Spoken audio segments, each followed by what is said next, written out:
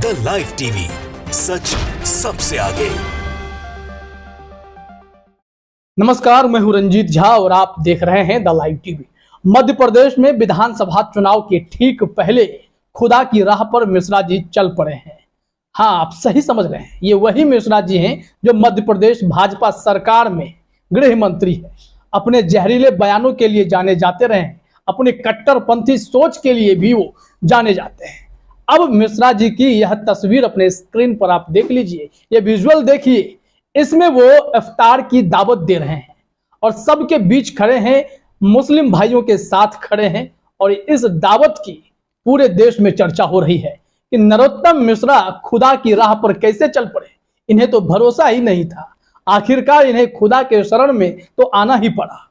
इसकी चर्चा देश भर में इसलिए हो रही है क्योंकि नरोत्तम मिश्रा के जैसे कई और नेता हैं भाजपा में, जिनकी मानसिकता इतनी विकृत है, जो लगातार मुसलमानों के प्रति नफरत भरी बयानबाजी करते हैं या फिर मुसलमानों की आस्था से चिढ़ते हैं। ऐसे नेताओं की लंबी फहरिस्त है।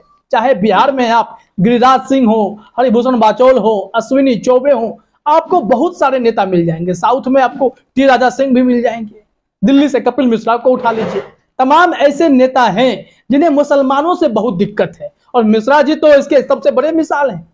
इस तस्वीर को देखने के बाद वो सारी खबरें मेरे जहन में कौन उठती हैं कि मिश्रा जी ने हाल ही में पठान फिल्म को लेकर कितना बवाल कटवाया था।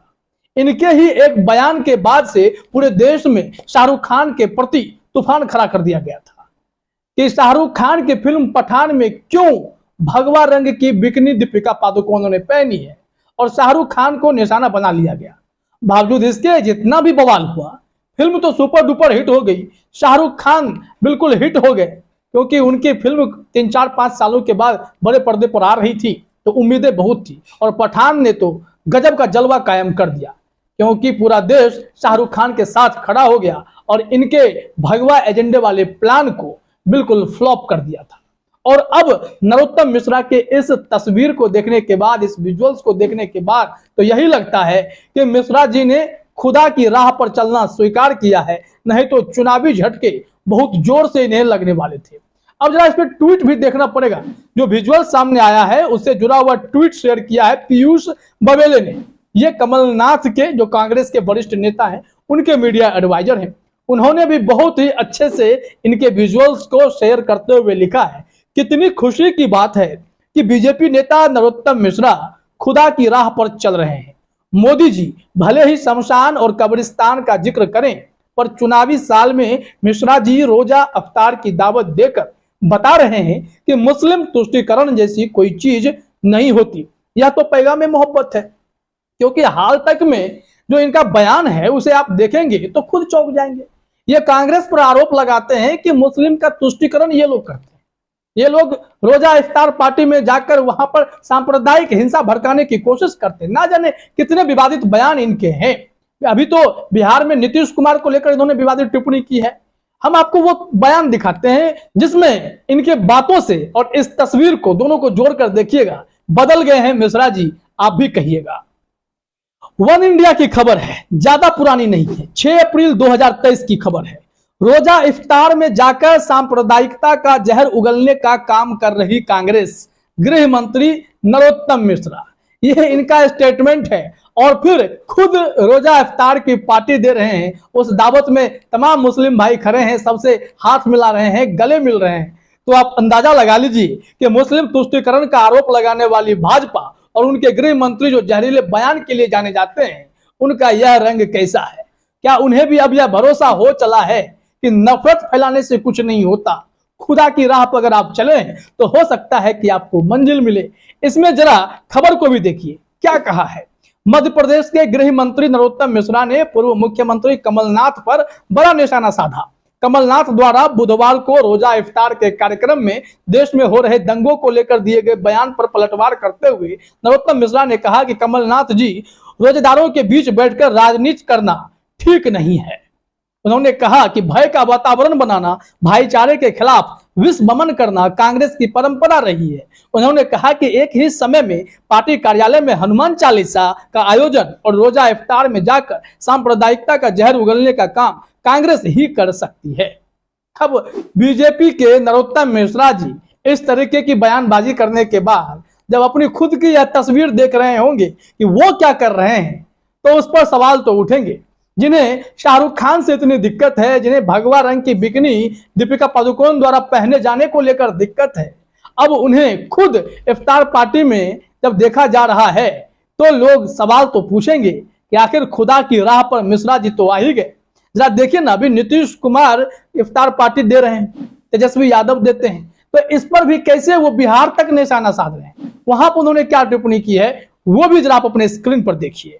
टीवी 9 ने अपने खबर में लिखा है, नीतीश कुमार की इफ्तार पार्टी पर नरोत्तम मिश्रा का बयान, कहा एमपी से सीखिए सरकार चलाना। अब इन्हें इसलिए वो निशाना साध रहे हैं कि रामनवमी पर बिहार के बिहार शरीफ यानी नालंदा में, सासाराम यानी रोहतास में दंगे भड़के थे और नीतीश कुमार के प्रशासनिक सक्षमता पर सवाल खड़े किए गए थे। तो ऐसी स्थिति में अब नरोत्तम मिश्रा जी गृह मंत्री हैं, तो इन्होंने टीका टिप्पणी कर दी। इन्होंने क्या कहा जरा वो भी देख लीजिए। मध्य प्रदेश के गृह मंत्री नरोत्तम मिश्रा ने नीतीश कुमार को एमपी आकर सरकार कैसे चलाई जाती है ये सीखने की सलाह दे डाली है। नरोत्तम मिश्रा ने कहा कि मध्य प्रदेश में रामनवमी की जुलूस पर फूल बरसाए जाते हैं, पत्थर नहीं। इसके साथ ही नरोत्तम मिश्रा ने कहा कि नीतीश कुमार को इफ्तार की नौटंकी बंद करनी चाहिए। अगर नीतीश कुमार को इफ्तार की नौटंकी बंद करनी चाहिए मिश्रा जी, तो आपकी यह तस्वीरें क्या कहती हैं? फिर आप कौन सी नौटंकी कर रहे हैं? आप भी तो खुदा की राह पर दिखाई पड़ते हैं, इफ्तार पार्टी दे रहे हैं, दावत में लोग आपके यहाँ भी आ रहे हैं, बाकायदा मंच महफिल सब लगी हुई है, उसमें आप शरीक हुए हैं। तो ऐसे में मुसलमानों के प्रति नफरत का भाव रखने वाले मिश्रा जी का बदला बदला रूप देखकर पूरा देश सोच रहा है कि आखिर साहब बदल कैसे गए। कहीं यह मध्य प्रदेश में चुनावी सफर तय करने का रास्ता तो नहीं है। इस बार वहां बिल्कुल तय बताया जा रहा है, जैसा कि राहुल गांधी ने भी आकलन किया। उन्होंने कहा कि आप हमसे लिखवा लीजिए ना कि मध्य प्रदेश में भाजपा जा रही है, कांग्रेस आ रही है, क्योंकि कांग्रेस आई थी, भाजपा ने वहां पर जोड़ तोड़ के गणित के सहारे कांग्रेस को सत्ता से बेदखल कर दिया था और गद्दी छीन ली थी। लेकिन अब तस्वीरें बदल गई हैं। चुनावी मौसम जैसे ही आया है, बीजेपी के इंटरनल सर्वे खुद कहते हैं कि भारी नुकसान वहां पर होने जा रहा है, जीत कोसों दूर दिखाई पड़ती है। ऐसे में सत्ता की चाबी क्या खुदा के द्वार से निकलेगी? क्या मुसलमानों को साधने के बाद ही वहां सत्ता की मलाई बीजेपी खा सकती है? लेकिन अल्पसंख्यक भाई लोग, मुसलमान भाई बिल्कुल अलर्ट हैं। उन्हें पता है कि उनके लिए सच्चा हितैषी कौन है, क्योंकि बीजेपी के ऊपर जो एक सवाल खड़ा होता है कि राष्ट्रीय स्तर पर या फिर स्थानीय स्तर पर मुसलमानों की भूमिका को एकदम से शून्य कर दिया है। राजनीति के क्षेत्र में प्रतिनिधित्व तो बीजेपी की पार्टी से ना सांसदी में है, ना विधायकी में है, ना किसी मंत्रालय में आपको दिखाई पड़ेगा। तो इसको लेकर सवाल तो खड़े होते हैं। और जब रमजान का पवित्र महीना चल रहा है और अचानक से नरोत्तम मिश्रा जैसे जहरीले बोल बोलने वाले लोग यहाँ इफ्तार का दावत दे रहे हैं और उसमें खुद सबके गले लग रहे हैं, तो यह तस्वीरें कहती हैं कि आखिरकार आप तो खुदा की राह पर चल पड़े, क्योंकि पैगामे मोहब्बत से ही इंसानियत को भी बचाया जा सकता है, इसे जोड़ा जा सकता है। तो मिश्रा जी तय कीजिए कि आप वही मिश्रा जी हैं जो जहर उगल रहे थे अब तक, या फिर बदल गए, मध्य प्रदेश के चुनाव के प्रेशर ने बदल डाला, या फिर आपकी नीयत बदल गई है, मुसलमानों के प्रति सोच बदल गई है, मुसलमानों के आस्था के साथ अब आप कभी टीका टिप्पणी नहीं करेंगे, उन पर तंज नहीं कसेंगे। ये तमाम सवाल रहेंगे जिसका जवाब भी देना पड़ेगा। लेकिन ऐसे जो भी बीजेपी के नेता हैं जिन्हें जहर उगलना बड़ा अच्छा लगता है, उन तमाम नेताओं को इस तस्वीर को देख लेने की जरूरत है और खुद अपने अंदर झांकने की जरूरत है कि खुदा के रास्ते पर चलिए, शांति, मोहब्बत और इंसानियत से ही देश भी चलेगा। फिलहाल इस वीडियो में इतना ही। आप सभी का हमसे जुड़ने के लिए बहुत बहुत धन्यवाद।